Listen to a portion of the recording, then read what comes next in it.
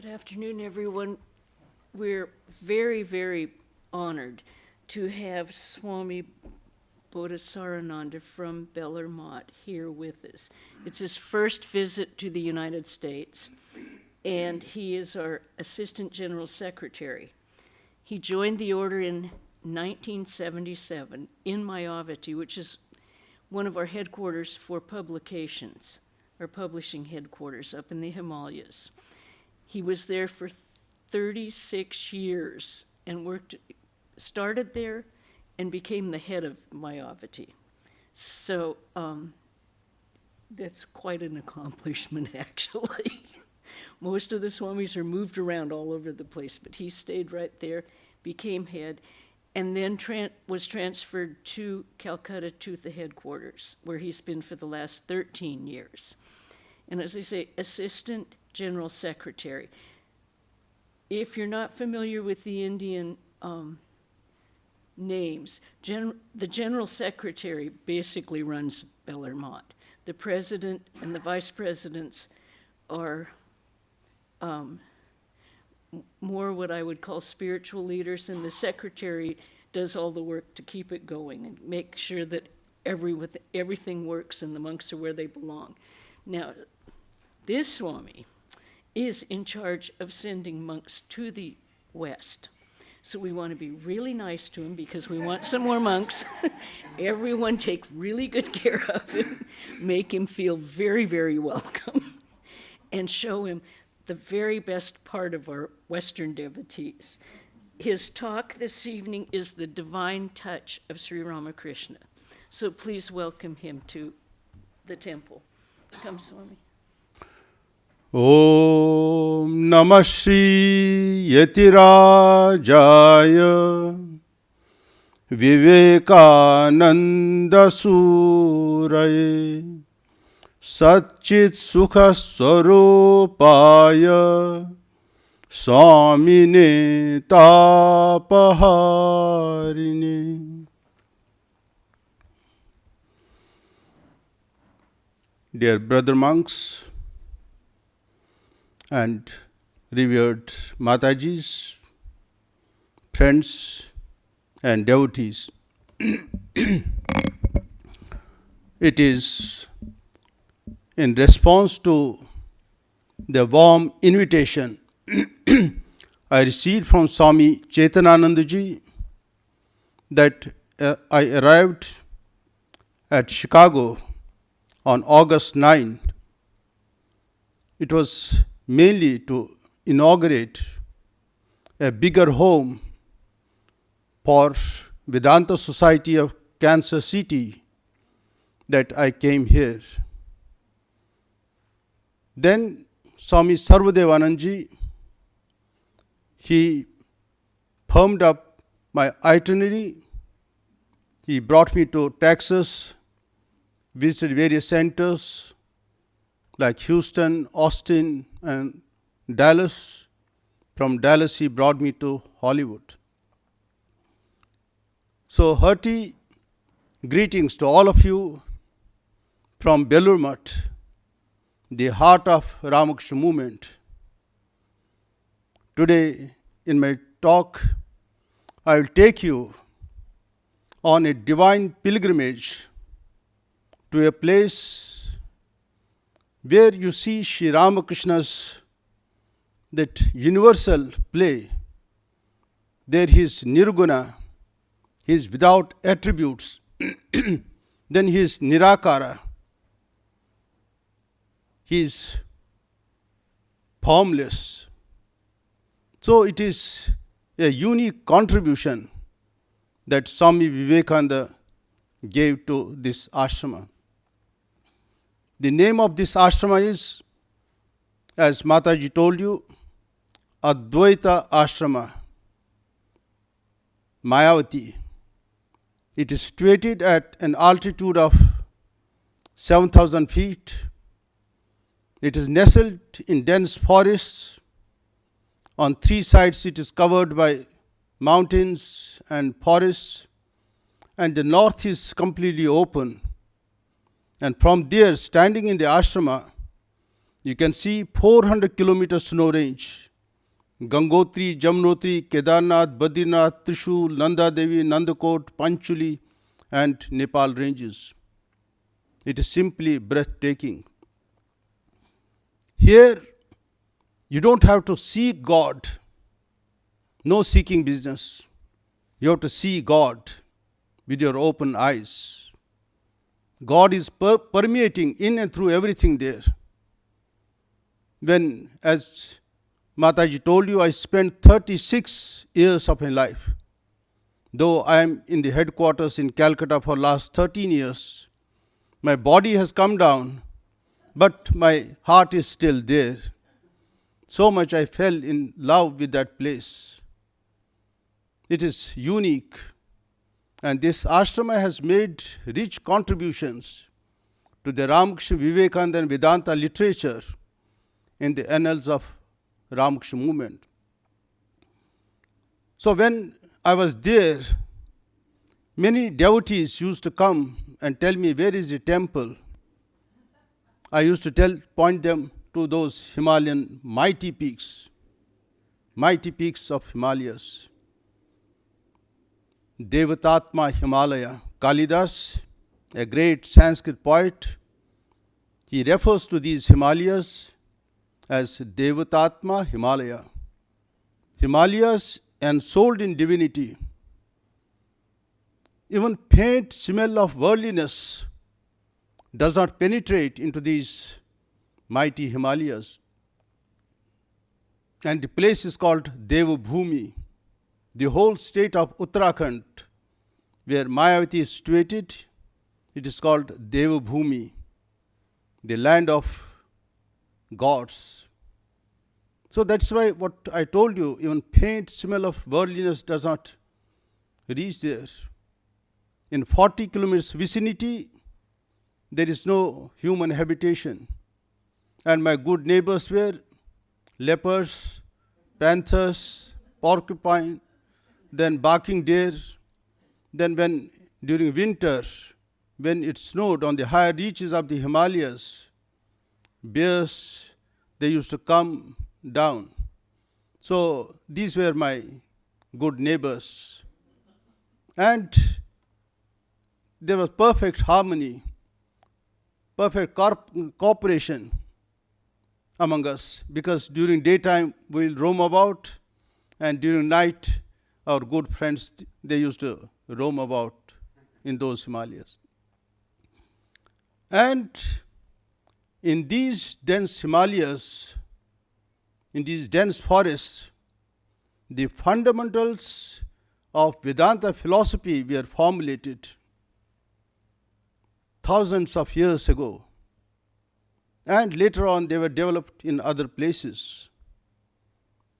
So this Vedanta was confined to the forests. And it was Swami Vivekananda who brought it out from the Himalayas, from the forests, and broadcast this worldwide. So it was through the portals of Chicago that he broadcast his message to the entire world. Now that Vedanta is spreading everywhere.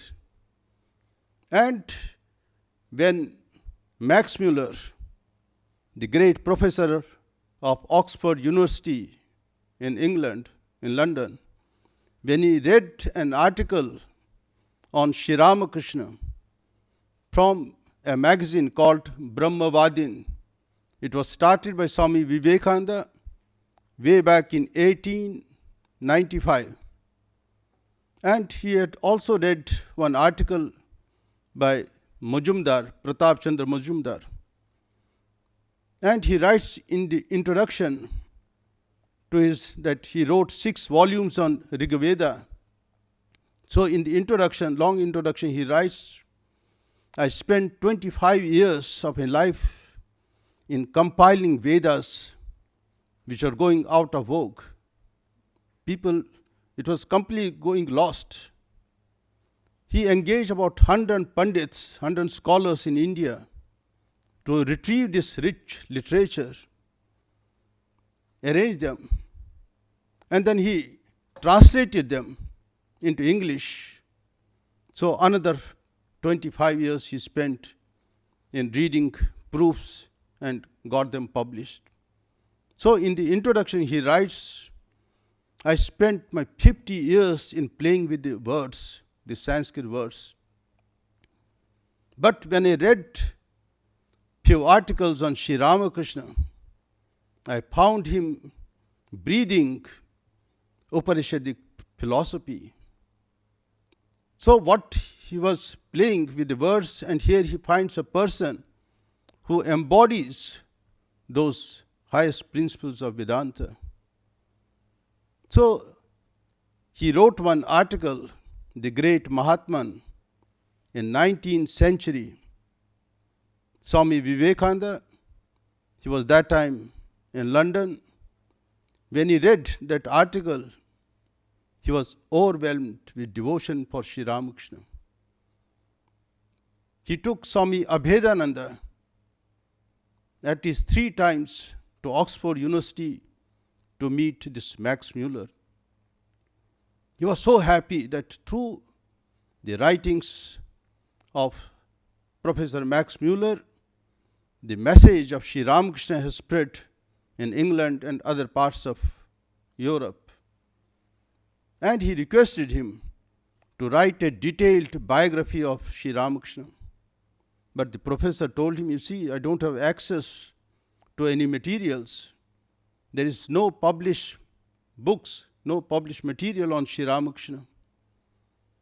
Then he told him that on my going back to India, I will send you some literature. Then he told him, you also include the important teachings of Sri Ramakrishna in that book. But he didn't have any teachings, this Professor Max Muller. Then Swami Vivekananda requested Swami Shardananda to compile the teachings of Sri Ramakrishna. Then he sent about those teachings to Professor Max Muller, and he included those teachings in his book, The Life and Sayings of Sri Ramakrishna. Sri Ramakrishna, his life and sayings. It was brought out in 1898. So through this book, the message of Sri Ramakrishna spread everywhere. Swamiji was so happy with the professor. And when he came to India, he requested Max Muller to come to Dakshineshwar, where Sri Ramakrishna played his divine sports, his divine Leela. And this Professor Max Muller, he had great desire to see Varanasi also.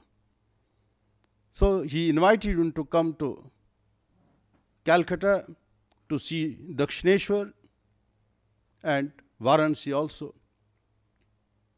In reply to this, Max Muller wrote that if I come to India, to Dakshineshwar and Varanasi, I'll be overwhelmed with so much devotion, I will not be able to contain myself. My body may die there itself, and I will not be able to come to London. In another letter, Swamiji wrote to this Professor Max Muller, now in India and other places, so many people worship Sri Ramakrishna. In response to that, Max Muller writes, if worship is not accorded to such a person, to whom else it will be? In another letter, Max Muller writes to Swami Vivekananda, when I think about your teachers, about your masters, tears roll down my cheeks. Now you can understand how much respect he had for Sri Ramakrishna. He had read all our Puranas, our Upanishads, and there he had heard the stories of so many rishis, so many saints. And it was his great dream to see whether there is any person who has embodied all these high principles in his life. So Sri Ramakrishna, when he read about him, he was so happy. And afterwards we find other scholars also, that is Roma Rolla He was a French Nobel laureate. He also came across a book, Face of Silence, by this one, Dhanagopal Mukherjee. It is a small book. There are some factual errors in this, but that flow of language, that is excellent. So he was also overwhelmed to read the life of Sri Ramakrishna, though very brief. Then he was eager to read some more details. Then he came in contact with Dhanagopal Mukherjee, later with Miss MacLeod. They supplied him lot of books. And since this Max Muller, he didn't know English, and in consultation with his sister, he wrote two great books. One, Life of Ramakrishna, and another that was published in sometime in 1929. And then again in 1931, he brought out Life of Swami Vivekananda in French. Simultaneously, it was translated into English and brought out by Advaita Ashrama in India. And it was translated into various languages, in Russian, in Japanese, and in other languages. So see how the message and life of Swami Sri Ramakrishna spread everywhere. So this Advaita Ashrama, it is a unique contribution. A unique contribution. The special features of this ashrama are, first is, in India's 5,000 years of religion, this is the first monastery which was started by foreigners, and that too on the dizzy heights of the Himalayas. First monastery. And they sustained that monastery for a long time. They renounced everything, this captain and Mrs. Sevier. And another thing is, another unique feature of Mayawati is Shankaracharya, who was the propounder of Advaita philosophy. He started 4 monasteries in 4 corners of India. They are called Shankaracharya Mats. And daily ritualistic worship is conducted there. And the uniqueness of Swami Vivekananda is, when he started this Advaita Ashrama, he told, here Advaita and Advaita alone will be preached. No ritualistic worship will be conducted there. And that is followed even to this date.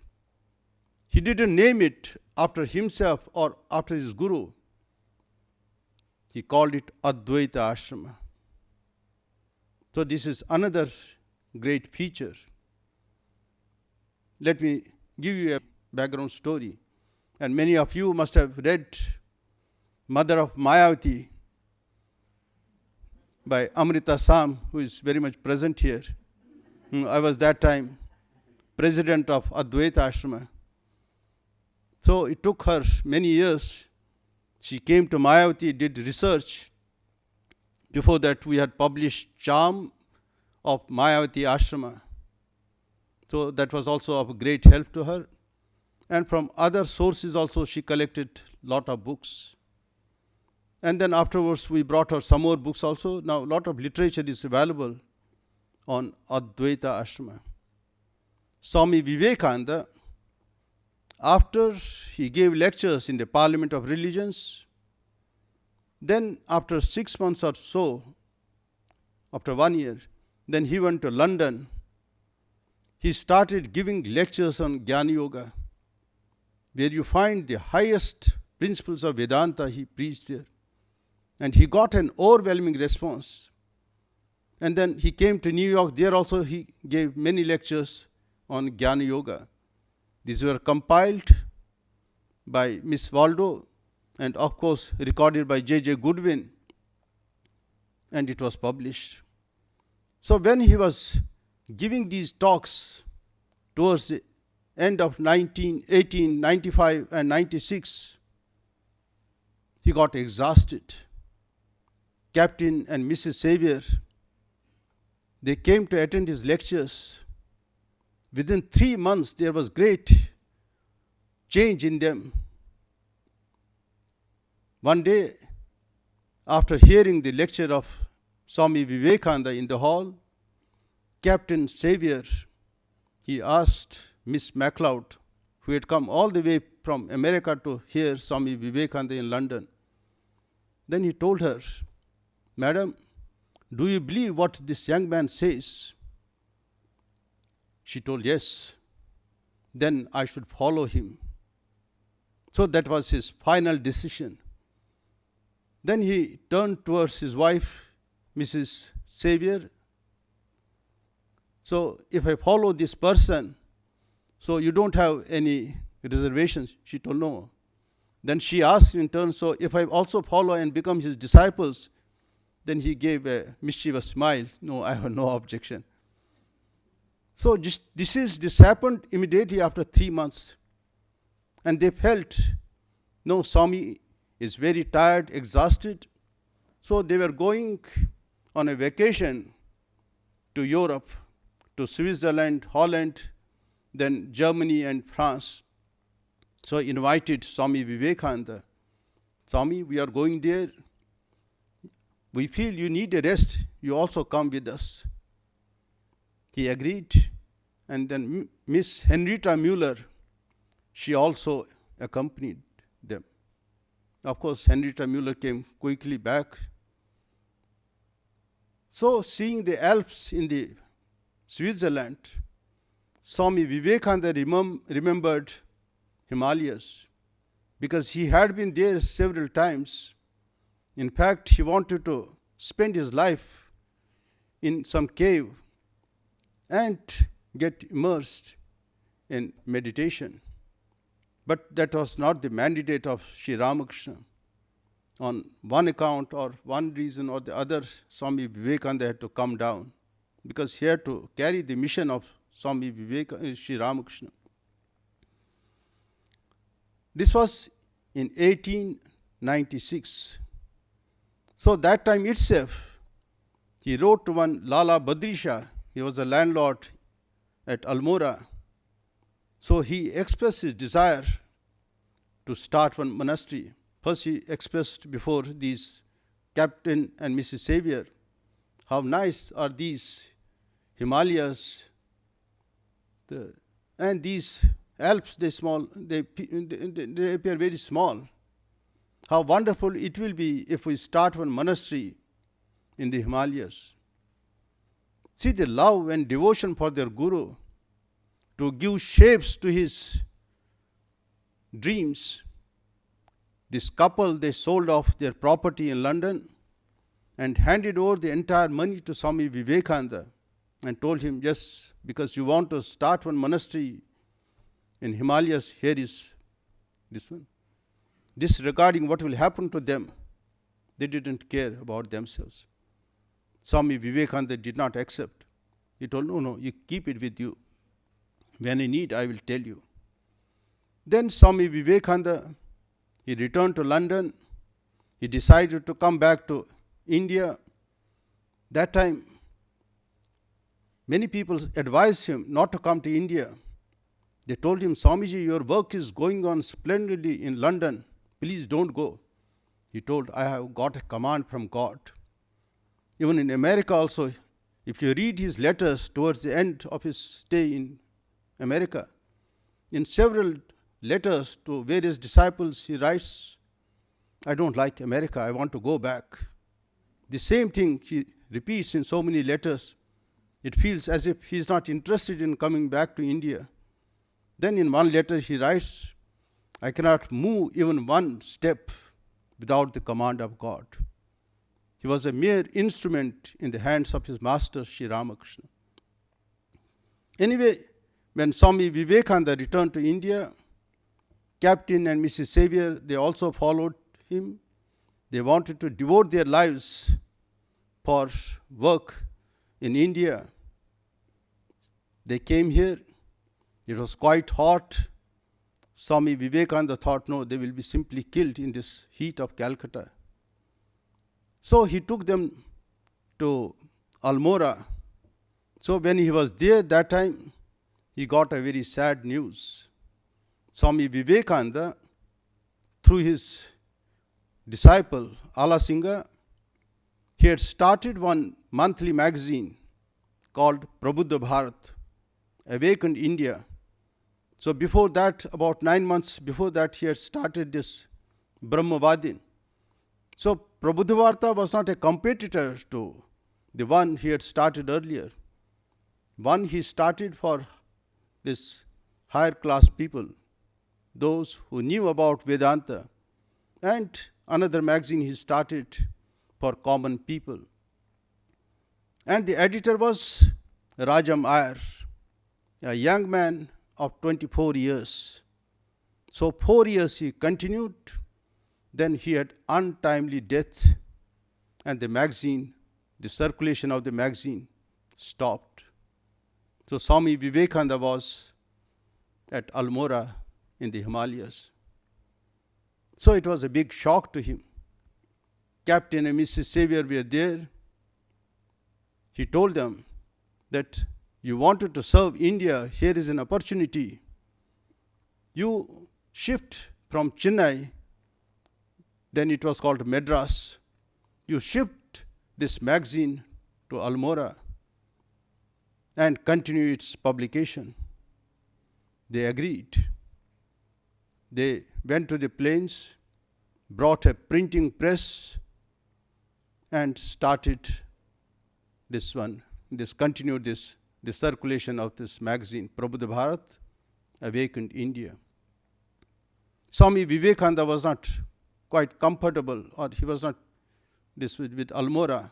Even Captain Sevier also, because so many Westerners were there, he wanted to have a lonely place where no disturbance will be there. So with the help of Swami Swarupananda, they went to Mayawati and shifted monastery there. And it became a permanent home for Prabuddha Bharata. You can start a monastery anywhere in the Himalayas. Just one small cave is there. If one monk stays, it becomes a monastery. But to start a publication department on the dizzy heights of the Himalayas is quite daunting, because everything you have to take from these plains, and then you have to take paper, printing paper on horsebacks. Weather is always bad, it will be snowing, it will be raining. So quite daunting. And then you have to print it, you have to bind it. Then our local, this neighbors, our panthers and leopards and barking deer, they will not read that one. Again, it has to be dispatched to the plains. In those days, the circulation was 5,000. So they took up this task. Swami Sharadanandji, when he visited Mayawati to condole the death of Captain Sevier, who passed away on 28 October 1900, just 1 year after he reached Mayawati. Swami Vivekananda was that time somewhere in Egypt. He got an intuition that something has gone wrong in Mayawati.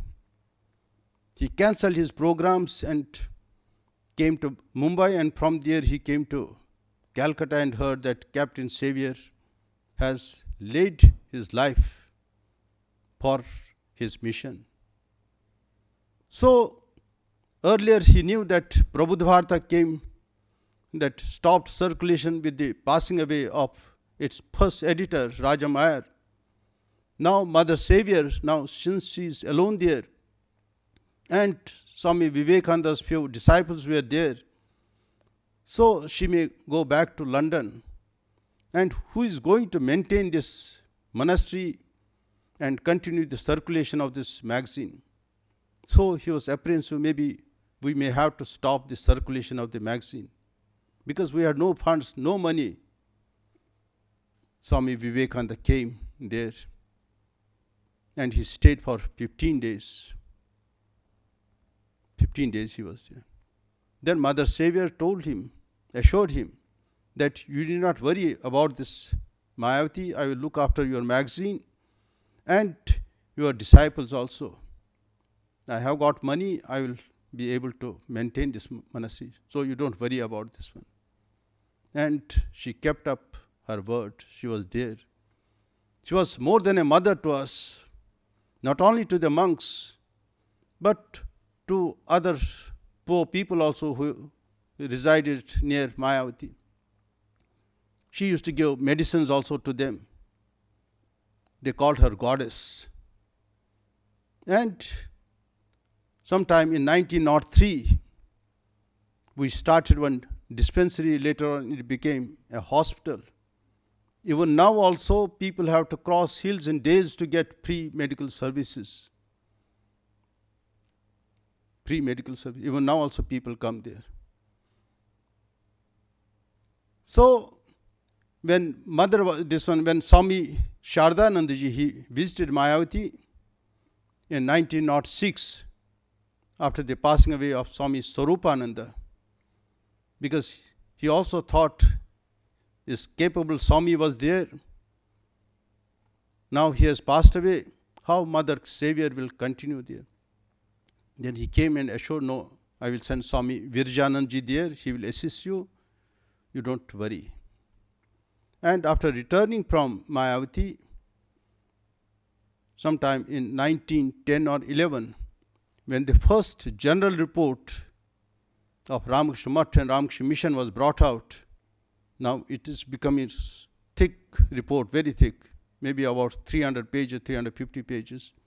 So in the first report, he has paid glowing tributes to Mayawati.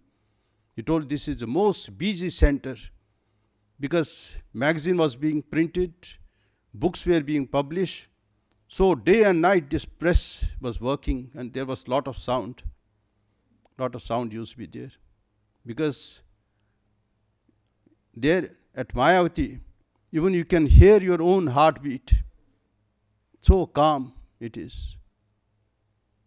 And Swami Swarupananda, he used to go deep into the forest and meditate there during night, knowing well that it is infested with wild animals. One day, when he was about to get up from his meditation in the morning, he opened his eyes, he found one tiger just in front of him. It looked as if the tiger was getting lessons on meditation from the Swami. When he came to the monastery, he narrated the whole story to Mother Sevier. She told, no, I will not allow you to go deep into the forest. Then what about my meditation?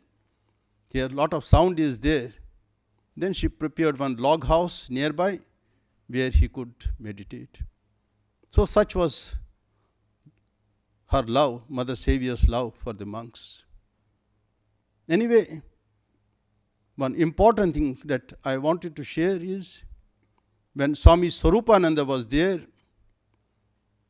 he collected a lot of materials on the life of Swami Vivekananda, because that time Swami Vivekananda's Eastern and Western disciples were there, who moved with Swami Vivekananda, who saw him day and night. So they collected a lot of materials, and it was sent to Mayawati. One Frank Alexander, he prepared the initial manuscript, and he also used to contribute articles to Prabuddha Bharata. So Mother Sevier, just to be sure that she paid enough money to this Frank Alexander and took that copyright from him. And afterwards, this life of Swami Vivekananda was published. The first volume came sometime in 1912. The second volume came in 1914. Then it was followed by third volume and then fourth volume. Swami Akhandananda and others, they told, yes, it is completely authentic. they put a stamp of authenticity on this book. Of course, afterwards, when a lot of new material came to us, we revised these 4 volumes and brought it out in 2 volumes. Then again it was revised and then brought out in 1 single volume. And when I joined Advaita Ashrama in 1977, then in 1988, the present edition was brought out in 2 volumes because a lot of new materials were found out. So this is an authentic life of Swami Vivekananda by his Eastern and Western disciples. Then Swami Virajananda came, the second president of Advaita Ashrama. He collected whatever lectures Swami Vivekananda had delivered. They were recorded by J.J. Goodwin. And then letters, whatever Swami Vivekananda had written. Recently we brought out the revised edition of Letters of Swami Vivekananda in 4 volumes. In that you will find more than 850 letters. And many have lost which we couldn't get. So those letters were also collected. Then whatever conversations he had with various people. So the first 4 volumes of complete works was published. And Sister Nivedita, who went to Mayawati several times, she wrote beautiful this introduction, Master, my Master and his message.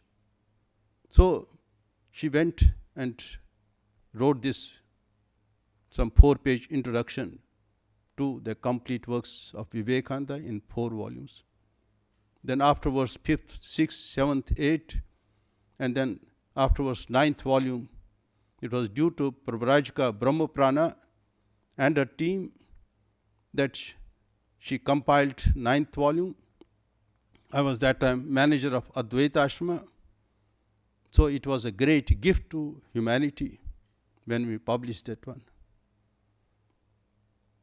So a lot of literature was published by Advaita Ashrama on Swami Vivekananda's life and his works. Then Swami Swarupananda, Swami Vivekananda told him to give classes on Bhagavad Gita to Sister Nivedita. So he translated Bhagavad Gita, word for word translation, and running some comments are also there. Even now also it is in circulation. Then other books were also published. So through the pages of this Prabuddha Bharata and other publications, the message of Swami Vivekananda, Sri Ramakrishna and Vedanta have gone into the hearts of millions of people.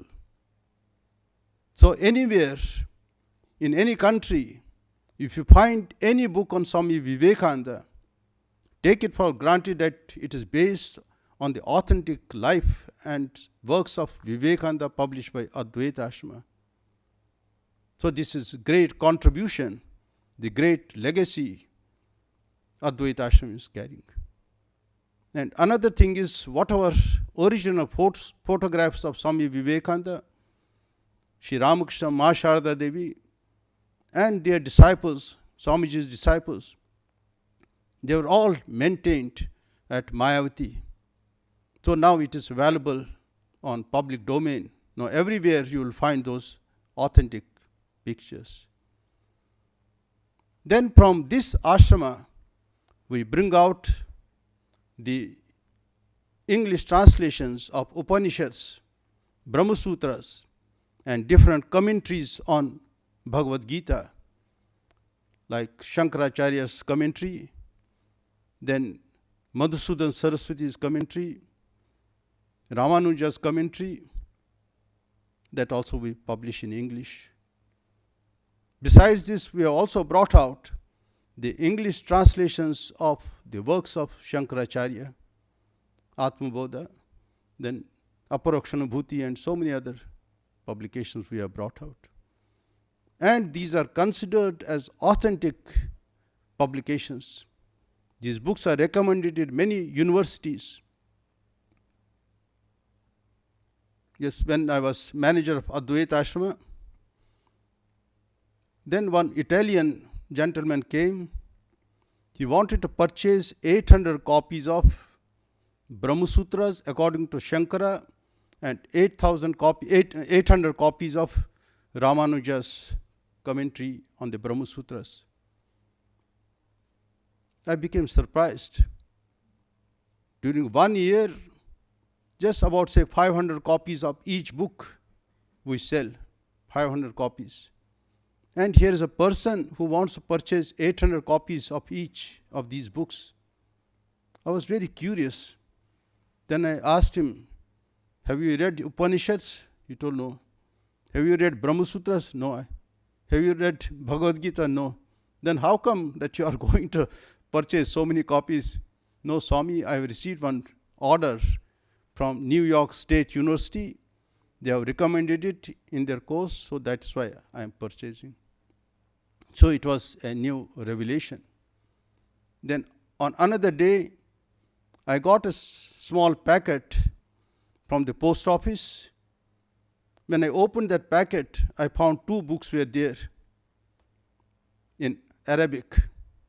I was surprised, how come these books have come to me? And you have to read this in a reverse way, Arabic. Then I was surprised, who has sent this one? Then I found one letter inside. So one Muslim professor of Iran University, he writes to me, Swamiji, just last year I came to India. I visited various places. Then when I was returning to Baghdad, our Iran, then at Bombay railway station, Sarvodaya bookstall, I purchased 2 of your publications. First, Life of Ramakrishna by Romarola, and another, Mind and Control by Swami Bodhasarananda. So when I read Romarola's book, I thought it will be criminal on my part if I don't share this divine wisdom with my Muslim brothers in Iran. So without taking your permission, I translated it into Arabic, and now I am sending a copy to you. Please don't mind. I was overwhelmed with joy.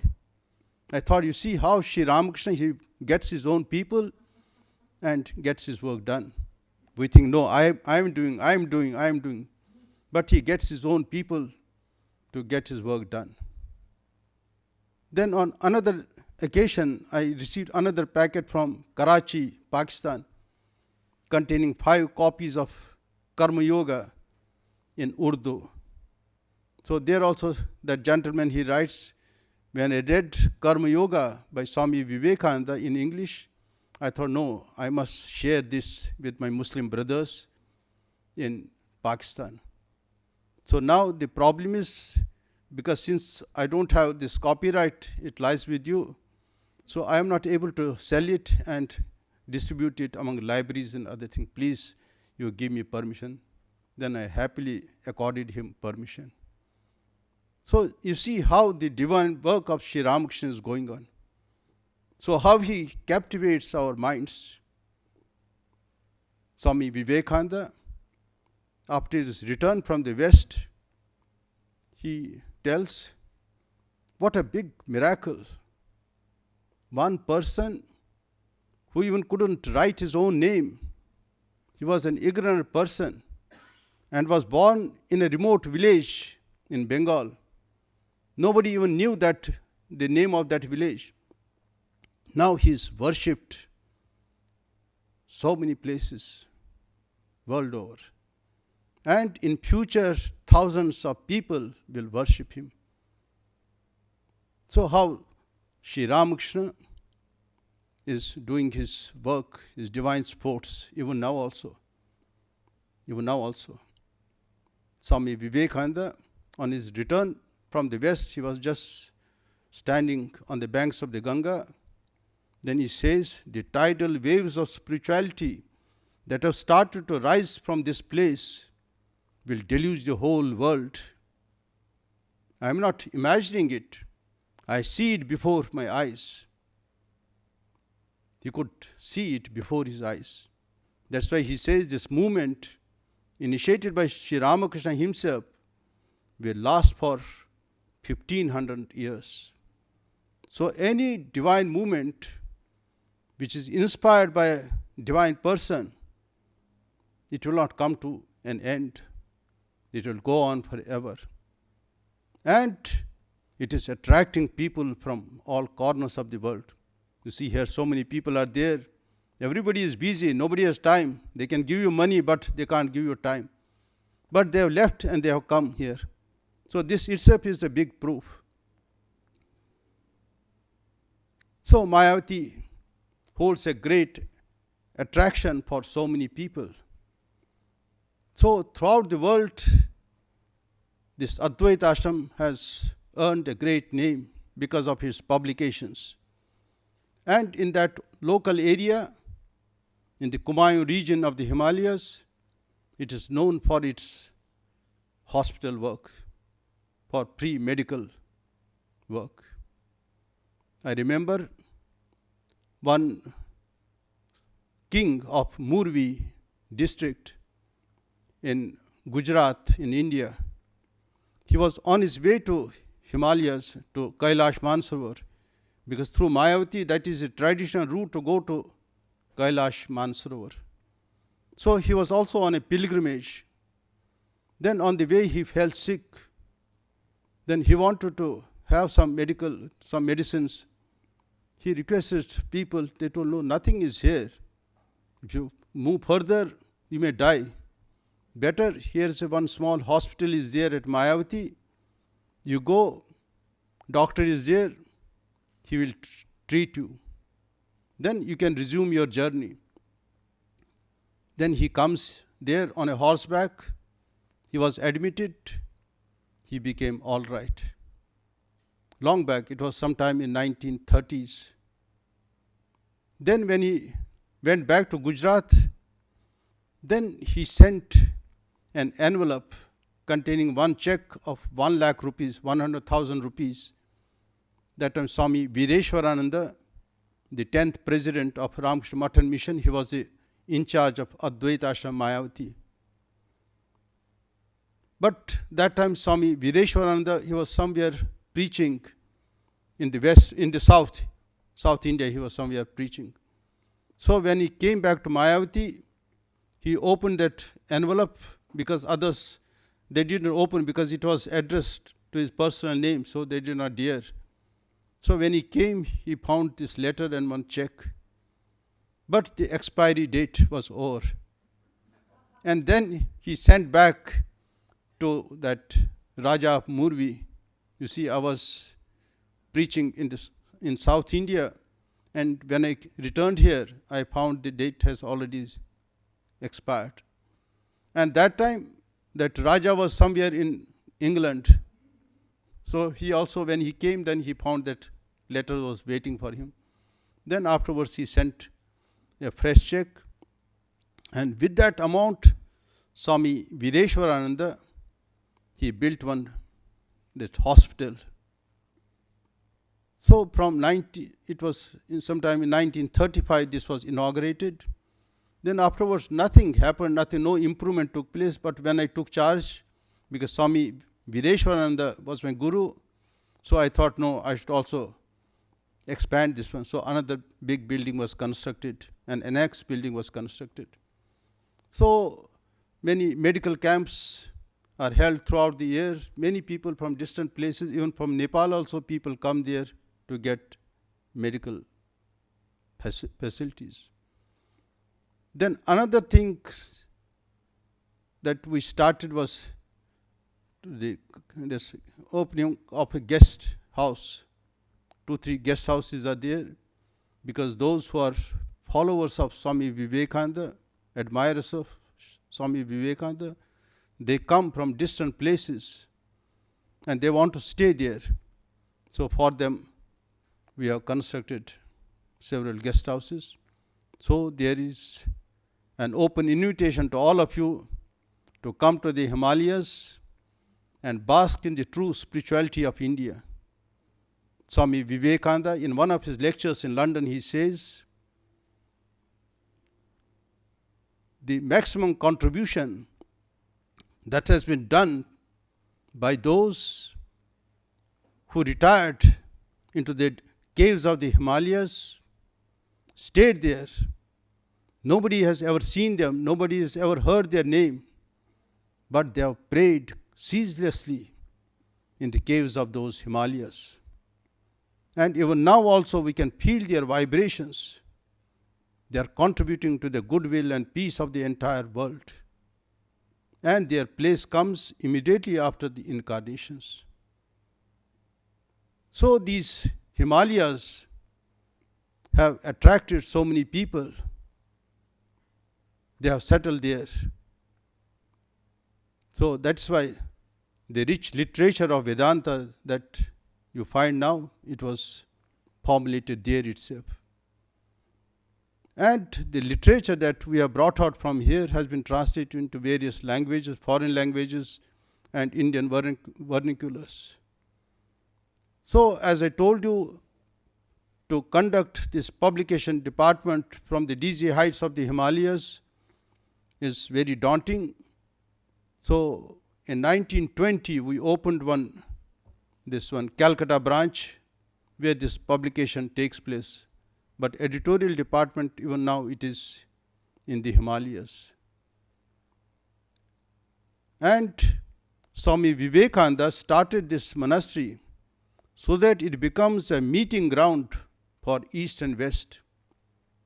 Westerners will come, they will stay there, absorb the spirituality of Vedanta, and they will also work for India.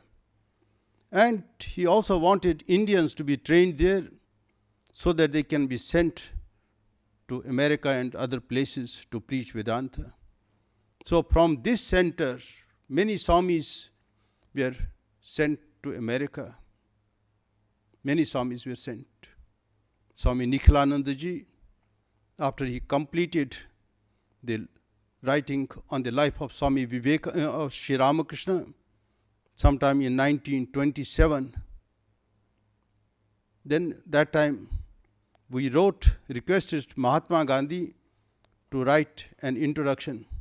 He wrote just half a page, and beautifully he has summed up the entire life of Sri Ramakrishna in those few lines. He starts the story of Ramakrishna Paramahamsa is the story of religion in practice. His life enables us to see God face to face. So this is the wonderful life of Sri Ramakrishna. His life enables us to see God face to face. So how to live life, how to realize God, that you can learn from Sri Ramakrishna.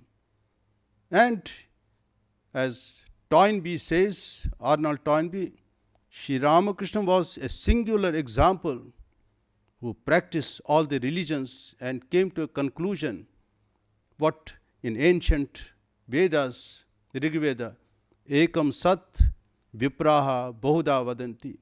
Truth is one, sages call it by various names. So Sri Ramakrishna came to conclusion, Joto Mat, Toto Path. As many faiths, so many paths. He practiced it in his own life. He proved that God is. He can be seen and he can be reached through various paths. So this is his unique contribution. Other teachers also, they have said about this one, but nobody has practiced this one. But Sri Ramakrishna in his own life, he showed, yes, God is, he can be seen, and he can be reached through various paths. This is the contribution of Sri Ramakrishna. So anyway, I have given you an open invitation to all of you to come to the Himalayas. If you want, you can just spend your entire life in the thought of God. And if you don't like, if you find, no, it is too much for you, then you can come back to America with good memories. So with these few words, I invoke the blessings of Sri Ramakrishna and Swami Vivekananda and shower us choicest blessings on all of us. Om Shanti, Shanti, Shanti. Hari Om Tat Sat.